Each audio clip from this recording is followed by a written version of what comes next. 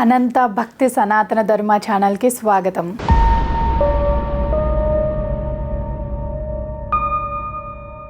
ఓం శ్రీ గణేశాయ నమః. ఓం శ్రీ సరస్వతియే నమః. ఓం శ్రీ గురుభ్యో నమః. శ్రీ గణేశ పురాణంలోని సిద్ధక్షేత్ర మహత్యం అనే 18వ అధ్యాయము. ఎంతో ఆసక్తిగా పై కథను వింటున్న సోమకాంత మహారాజు ఆ కథను రసవత్తరంగా అనుగ్రహపూర్వకంగా వినిపిస్తున్న భృగు మహర్షితో ఇలా ప్రార్థించాడు.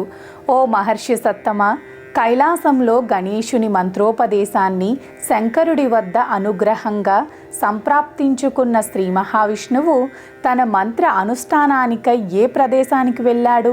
ఆ మంత్రాన్ని ఎక్కడ అనుష్ఠించి సిద్ధిని పొందాడు? ఏ ప్రకారంగా ఆ మంత్రసిద్ధి కలిగింది? ఆ విశేషాలన్నీ తమరు నాకు దయతో తెలియజేసి అనుగ్రహించండి. ఈ ప్రార్థనకు భృగువిలా జవాబిచ్చాడు. ఓ రాజా, భూమండలం పైన సిద్ధక్షేత్రమనే పుణ్యభూమి ఉన్నది. ఆ క్షేత్రం యొక్క విశేషమేమిటంటే అక్కడ ఆచరించిన తపస్సు వల్ల సకలాభిష్టములు సిద్ధిస్తాయి. అటువంటి మహామహిమాన్విత సిద్ధక్షేత్రాన్ని చేరుకొని శ్రీ మహావిష్ణువు ఎంతో కాలం ఉన్నతమైన సుదీర్ఘ తపస్సును ఆచరించాడు. శివుడి చేత ఉపదేశించబడిన ఆ షడాక్షర గణేశ మంత్రాన్ని, గణేశమూర్తిని తన యావత్ శరీరంలోని అంగాలపైన న్యాసంతో ఆవాహన చేసుకొని అంతర్మాతృక బహిర్మాతృక న్యాసములతో మూలమంత్ర పురస్సరమైన ప్రాణాయామంతో గజాననుణ్ణి తన హృదయంలో ధ్యానిస్తూ మానసికోపచార పూజను అర్పిస్తూ నునిం పరమమంత్రాన్ని 100 సంవత్సరాల కాలం జపించాడు. ఆ గజాననుడు అలా చిరకాలమాచరించిన తపస్సుకు మెచ్చి అతని భక్తి శ్రద్ధల చేత సంతుష్టుడైన గజాననుడు ఒక్కసారిగా 1,000,000 సూర్యులకు సమానమైన వెలుగుతో ఎదుట సాక్షాత్కరించి నీ మనోభీష్టములన్నీ అనుగ్రహించగలను, వలయు వరాన్ని కోరుకోమని అనుగ్రహించాడు. అప్పుడు కార్యార్థి అయి తపస్సు ఆచరించిన విష్ణువు అంజలి ఘటించి గణేశుని ఇలా స్తుతించాడు.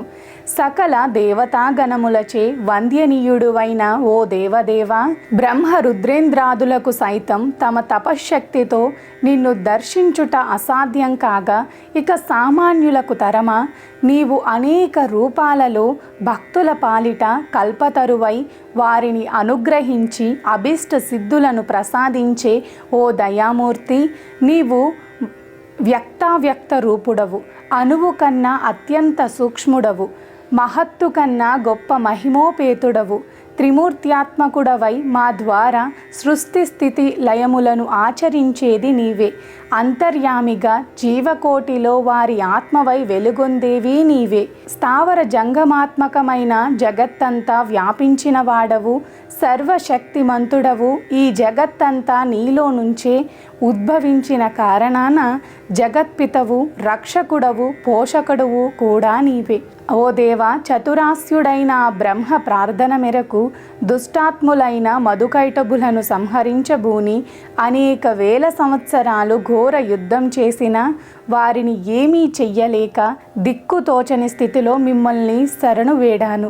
నా యందు దయతో ఆ రాక్షస వధకు తగిన శక్తియుక్తులను ప్రసాదించు.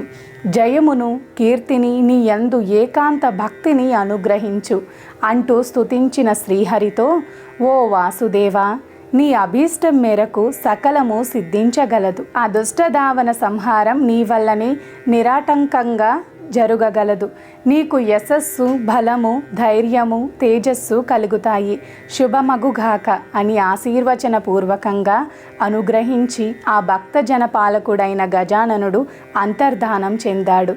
గజానుని అనుగ్రహానికి ఎంతగానో సంతోషం పొందిన ఆ మహావిష్ణువు ఇక గెలుపు నిశ్చయమన్న దృఢ విశ్వాసంతో గణేశుడి వరాన్నిచ్చిన ఆ ప్రదేశంలో స్ఫటికమయమైన దేవాలయాన్నొకదాన్ని నిర్మించాడు.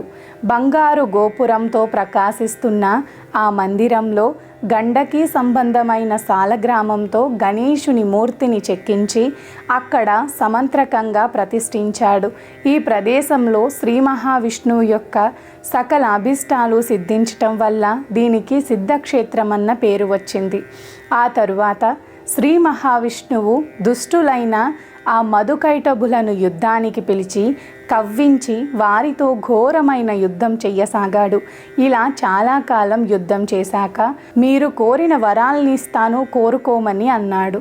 అప్పుడు వాళ్ళు పరిహాసంగా ఇలా అన్నారు, ఓ హరి, నీవే మా నుంచి ఏదైనా వరాన్ని కోరుకో, మేము నీకు ఓ వరాన్ని అనుగ్రహిస్తాము. వారు భగవతి మాయకు లోనైనారని లోపలే సంతసించి పైకి మాత్రం వినయంగా, అట్లయితే నా చేతిలో మీరిరువురు వధించబడే వరాన్ని ప్రసాదించండి అన్నాడు. అప్పుడు వారిద్దరూ నిశ్చేష్టులై క్షణకాలం యోచించి, అట్లయినా మమ్మల్ని జలం లేని ప్రదేశంలో వధించు, మేము ఆడిన మాట తప్పని వారం కనుక అలాంటి ప్రదేశం ఏదైనా ఉంటే అక్కడ నీ అభీష్టం నెరవేర్చుకో అన్నారు. ఓ సోమకాంత మహారాజా, ఆ విధంగా యోగమాయకు వశ్యులైన ఆ మధుకైటబులిద్దరూ దానవంతకుడైన ఆ హరి గణేష్ అనుగ్రహం చేత తన తొడపై ఉంచుకొని చక్రాయుధంతో వారి కుత్తుకులను కత్తిరించాడు. ఈ ప్రకారం గణేశానుగ్రహం ప్రసాదించింది. అతనికి అభీష్ట కార్యసిద్ధిని, ఈ రాక్షసుల సంహారానికి దేవదుందుబులు మ్రోగాయి. పుష్పవృష్టి కురిసింది. ఈ యావత్ వృత్తాంతాన్ని విష్ణువు అప్పుడు తన కుమారుడైన బ్రహ్మదేవునికి వివరించాడు. తమకు చేసిన ఆ మహోపకారానికై సకల దేవతలు గజాననుని స్తుతించారు. మహాప్రభవాయుతమైన ఈ సిద్ధక్షేత్ర మహత్యము ఎవరైతే వింటారో వాళ్ళు తమ సకల పాపముల నుంచి, దుష్కర్మల నుంచి విముక్తులై భయాన్ని పోగొట్టుకున్న వారై అన్ని మనోభిష్టాలకు నిస్సందేహంగా పొందగలరు అంటూ సోమకాంతునికి భృగు మహర్షి ఇలా వివరించాడు.